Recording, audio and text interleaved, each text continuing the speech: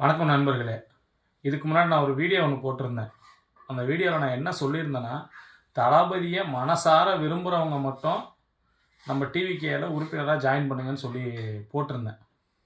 அந்த வீடியோக்கு கீழே கமெண்டை வந்து பார்த்தீங்கன்னா, "நீ தற்குறி ஆயிட்ட, அதனால் எங்களையும் தற்குறி ஆக சொல்றியா?" அப்படிங்கிறாங்க. நான் என்ன சொன்னேன், தளபதியை மனசார நினைக்கிறவங்கள மட்டும்தான் நான் உறுப்பினரா ஆக சொன்னேன். எங்களை எதிர்க்கிறவங்கள நான் பண்ண சொன்னேன். நீங்க குடுக்குற கமெண்ட்லயே தெரியுது, நீங்க எங்களுக்கு ஆதரவாளரா, இல்ல எங்கள எதிர்க்கிறவங்களான்னு தெரிஞ்சு போச்சு. உங்க நேரத்த எங்களுக்கு கமெண்ட் பண்றதுக்கு செலவு பண்றத நிறுத்திட்டு, உங்க கட்சிய வளர்க்கறதுல போய் உங்க நேரத்த செலவு பண்ணுங்க. சரியா? நான் வந்து எங்க கட்சிய வளர்க்கறதுக்கு, எங்க தளபதிய மனசார நெனைக்கிறவங்களுக்காக தான் நான் அந்த வீடியோ போட்டேன். உங்களுக்காக இல்ல. தயவு செஞ்சு இந்த மாரி உங்க நேரத்த செலவு பண்ணாதீங்க. இது உங்கள 2026ல உங்க கட்சிய வந்துட்டு வளர்ச்சி பாதையில கொண்டு போகாது. கண்டிப்பா உங்க கட்சிய நிர்மூலமாக்கறதுக்கு தான் கொண்டு போகும்.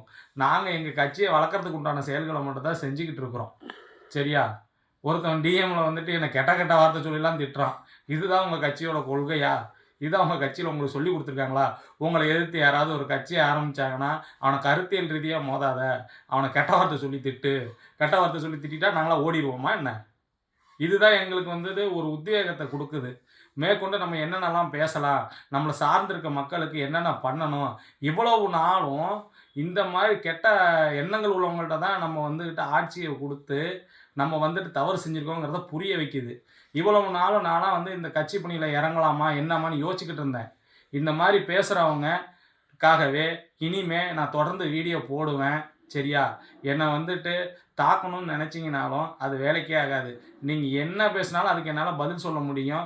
தொடர்ந்து நம்ம கருத்தியல் ரீதியா மோதி பார்க்கலாம். 2026ல கான்ஃபிடென்ட்டா இருங்க. தளபதி தான் சிஎம். வேற யாருக்குமே இங்க இடம் கிடையாது. நன்றி, வணக்கம்.